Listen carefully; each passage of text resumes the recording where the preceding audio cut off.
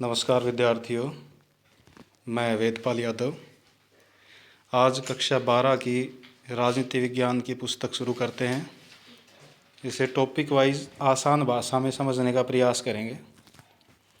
तो सबसे पहला चैप्टर है न्याय।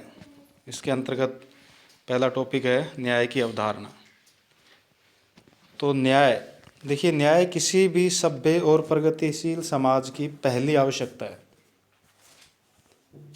अब आता है न्याय की अवधारणा। तो न्याय का ये कंसेप्ट काफ़ी प्राचीन है। इसके शुरुआती दर्शन हमें यूनानी चिंतन में मिलते हैं।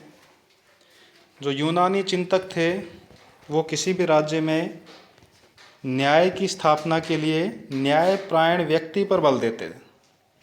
अब ये न्यायपरायण व्यक्ति कौन? सदचरित्र मनुष्य जो गुणों से युक्त है, अर्थात गुणों से युक्त सदचरित्र जो व्यक्ति होगा वो न्यायपरायण व्यक्ति होगा।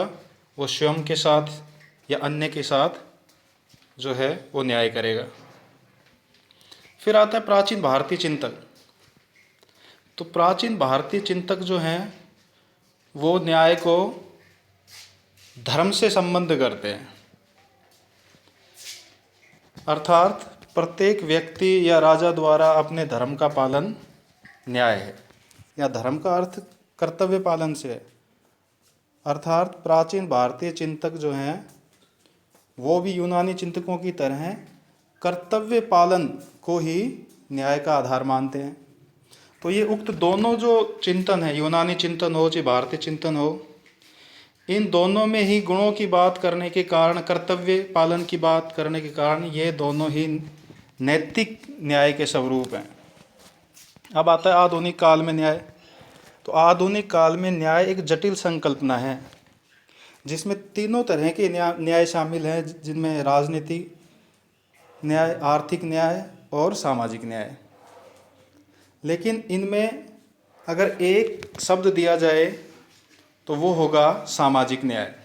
और सामाजिक न्याय भी कानूनी पक्ष की प्रधानता वाला सामाजिक न्याय, अर्थात आधुनिक काल में जो न्याय है उसमें कानून वाला जो पक्ष है वो ज़्यादा प्रभावी होता है। तो इस तरह से जो सामाजिक न्याय है उसमें तीनों तरह के न्याय हो गए शामिल: राजनीतिक न्याय, आर्थिक न्याय और सामाजिक न्याय। तो ये कंसेप्ट था। अब आता है बुक का अगला टॉपिक, प्लेटो के न्याय संबंधी विचार। तो प्लेटो को जो है वो राजनीतिक दर्शन का पिता कहा जाता है, फादर ऑफ पॉलिटिकल फिलॉसफी। यूनान के दार्शनिक थे ये। इनके गुरु का नाम सुकरात था। इनके शिष्य अरस्तु थे, जिन्हें राजनीति विज्ञान का पिता कहा जाता है, फादर ऑफ पॉलिटिकल साइंस। इन्होंने एक पुस्तक लिखी, रिपब्लिक, जो 4 भागों में प्रकाशित हुई। इस पुस्तक में प्लेटो ने अपने न्याय संबंधी विचार प्रस्तुत किए। उन्होंने न्याय को मानव की आत्मा का गुण माना, यानी कि आत्मा का आत्मीय गुण, आंतरिक गुण। और प्लेटो ने कहा कि जो न्याय है वो कोई बाह्य चीज़ नहीं है, कोई बाह्य वस्तु नहीं है। न्याय जो है वो व्यक्ति की आत्मा का गुण है, व्यक्ति में ही स्थित है। तो इसलिए उसे बाहर ढूंढने की आवश्यकता नहीं है।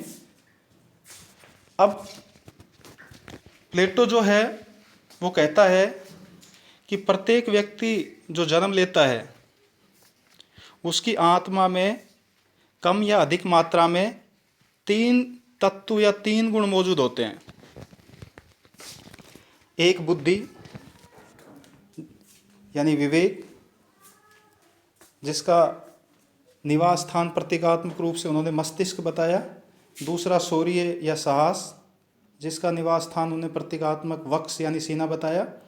और तीसरा तृष्णा या इच्छा, जिसका प्रतीकात्मक निवास स्थान उन्होंने उदर यानी पेट को कहा है।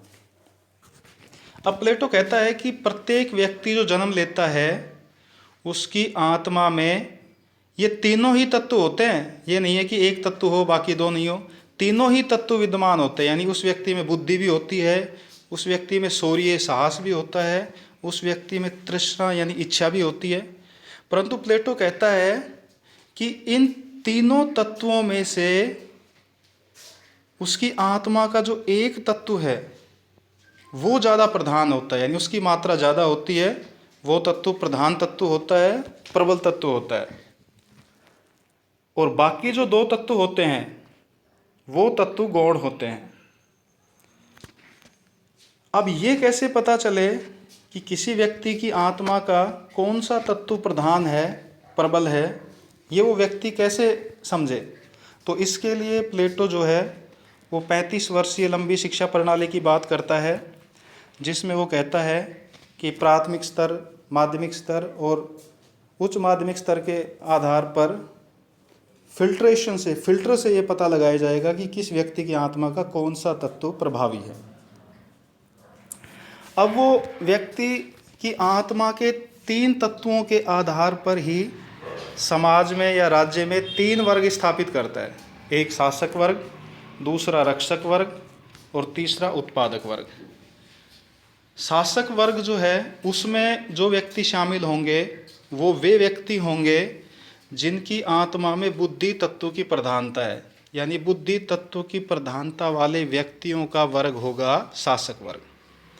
रक्षक वर्ग में वे व्यक्ति शामिल होंगे जिसकी आत्मा में साहस या शौर्य तत्व विद्यमान है। और उत्पादक या सहायक वर्ग में वे व्यक्ति शामिल होंगे जिनकी आत्मा में इंद्रिय इच्छा का तत्व अधिक प्रबल है।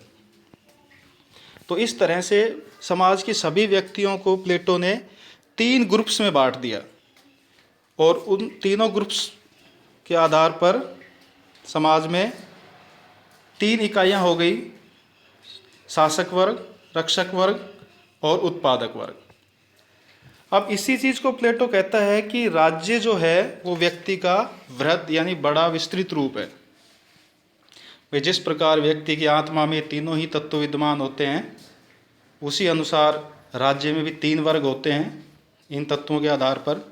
तो कह सकते हैं कि जो राज्य है वो व्यक्ति का ही बड़ा सादृश्य रूप है।